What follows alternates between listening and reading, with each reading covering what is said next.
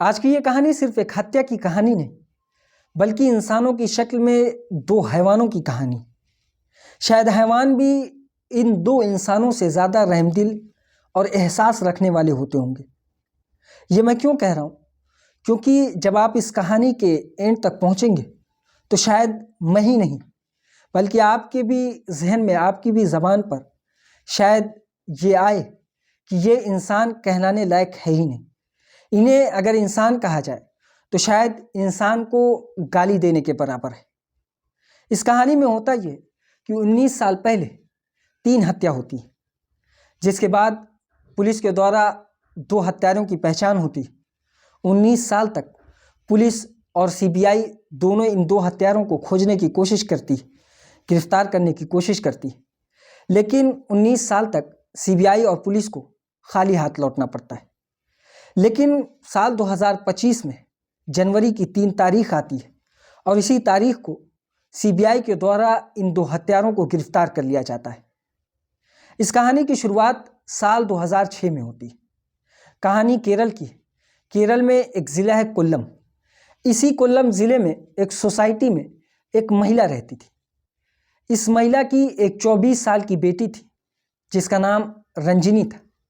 रंजिनी और उसकी माँ एक ही किराए के मकान में हंसी खुशी रहा करते थे। अब धीरे धीरे वक्त बीतता है और तारीख आती है 24 जनवरी 2006 की। 24 जनवरी 2006 इस परिवार के लिए बेहद खुशी का दिन था।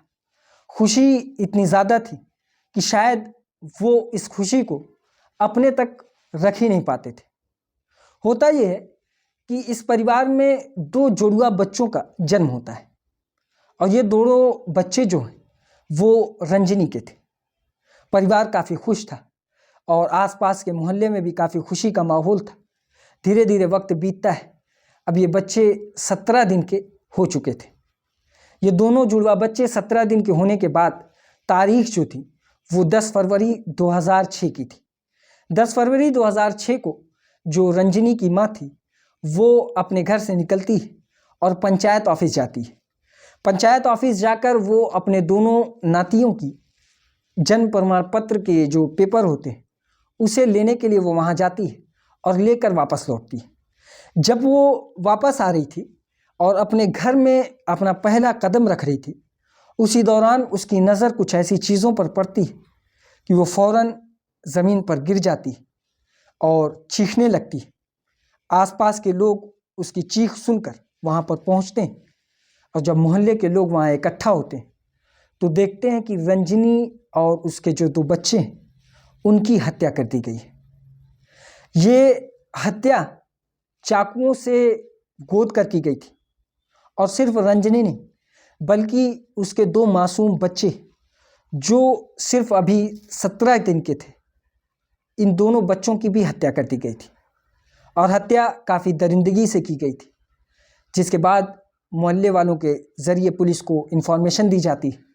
पुलिस की एक टीम वहाँ पर पहुँचती है, तीनों बॉडी को अपने कब्ज़े में लेती है और साथ ही घर में जितने भी एविडेंस हो सकते थे उसे कलेक्ट करती है और ये फैसला करती है कि आसपास के लोगों से पूछताछ की जाएगी कि किसी ने किसी को इस घर में आते हुए देखा या मोहल्ले वालों को किसी शख्स पर कोई शक हो कि ये हत्या वो शख्स कर सकता हो। तो इन तमाम चीज़ों की जानकारी आसपास के मोहल्ले वालों के साथ पुलिस लेने की कोशिश करती है और साथ ही ये फैसला करती है कि रंजिनी की जो माँ है उससे भी पूछताछ की जाएगी। लेकिन इधर रंजिनी की माँ बेहोश, बदहवास अपनी बेटी और साथ ही अपने 2 नाती जो जुड़वा बच्चे थे, जिसकी वजह से पूरा परिवार काफ़ी खुश था।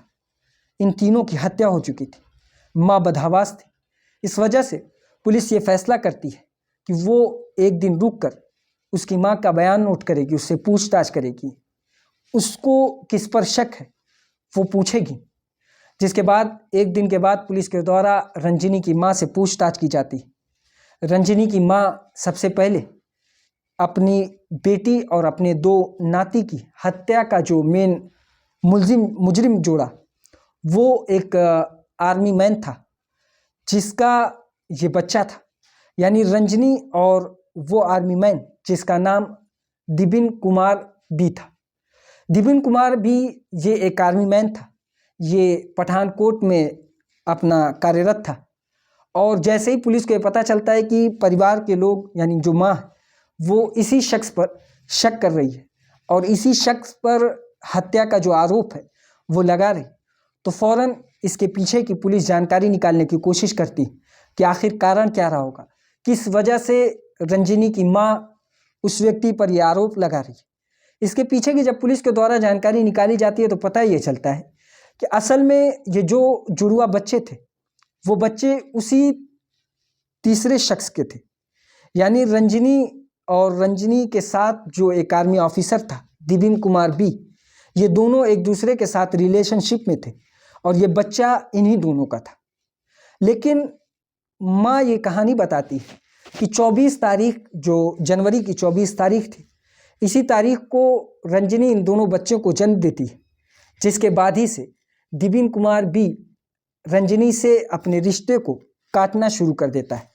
वो इस बात को कहता है कि ये बच्चे उसके नहीं, जिसके बाद एक महिला आयोग की कमेटी के पास रंजिनी जाती है, वहाँ जाकर अपने मामले की सुनवाई करती है, जिसके बाद उस कमेटी के ज़रिए ये आदेश दिया जाता है कि कोई एक टेस्ट है, जिस टेस्ट को करवाने के बाद ये साबित हो जाएगा कि ये दोनों बच्चे किसके।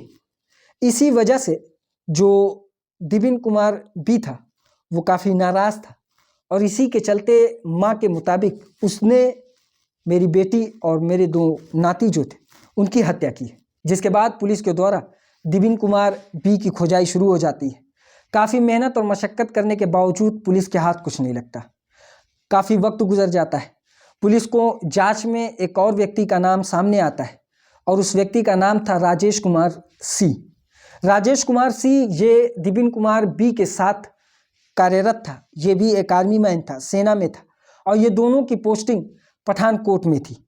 जिसके बाद पुलिस के द्वारा आर्मी से संपर्क किया जाता है, उन्हें यह खबर दी जाती है, लेकिन आर्मी की तरफ से इन दोनों व्यक्तियों को भगोड़ा घोषित कर दिया जाता है। जिसके बाद भी काफ़ी वक्त गुजर जाता है। 4 साल गुजरने के बाद साल 2010 में पुलिस से ये केस हटाकर अदालत की तरफ से सीबीआई को सौंप दिया जाता है। सीबीआई की टीम भी दिबिन कुमार और राजेश कुमार को काफ़ी खोजने की कोशिश करती है। अपने मुखबिरों के ज़रिए अलग अलग इलाकों में सर्च ऑपरेशन शुरू करती है, लेकिन काफ़ी मेहनत करने के बावजूद 19 साल बीत जाते हैं, लेकिन इन दोनों हत्यारों का कुछ भी पता नहीं चलता। इसी तरह जब काफ़ी वक्त गुजरने के बाद साल 2025 आता है। साल 2025 की शुरुआत में ही मुखबिर के द्वारा सीबीआई की टीम को एक खबर मिलती है और वो खबर ये थी कि इसी केरल के पुडुचेरी में दोनों व्यक्ति एक अपनी ज़िंदगी गुजार रहे हैं। वो दोनों दोबारा से शादी कर चुके हैं, वो अपने नाम और पते को बदल चुके हैं और उनकी शादी 2 एक टीचर हैं उनके साथ की गई है। जब पुलिस सीबीआई की टीम को जब ये खबर मिलती है तो फ़ौरन पुडुचेरी जाती है, उस इलाके में जाती है जहाँ पर मुखबिर के द्वारा ये खबर मिली थी कि ये लोग यहीं पर बसे हुए हैं। वहाँ जाने के बाद इन दोनों को गिरफ्तार किया जाता है। गिरफ्तार करने के बाद फिर इसे अदालत में इन्हें पेश किया जाता है, जिसके बाद जो सीबीआई ऑफिसर उनका ये कहना है कि वो भी अदालत से इन दोनों व्यक्तियों को रिमांड पर मांगेंगे और उनसे और बाकी की जो जानकारी है वो लेने की कोशिश की जाएगी। ये थी आज की कहानी 2 इंसानों की शक्ल में हैवानों की, जिन्होंने न सिर्फ एक महिला की बल्कि 2 नवजात शिशु यानी सिर्फ 17 दिन के मासूम बच्चों की हत्या की और हत्या करके ये फरार हो जाते हैं। इसी तरह की और कहानी सुनने के लिए हमारी इस वीडियो को लाइक करें, हमारे चैनल को सब्सक्राइब करें और बेल आइकन को ज़रूर दबाएं।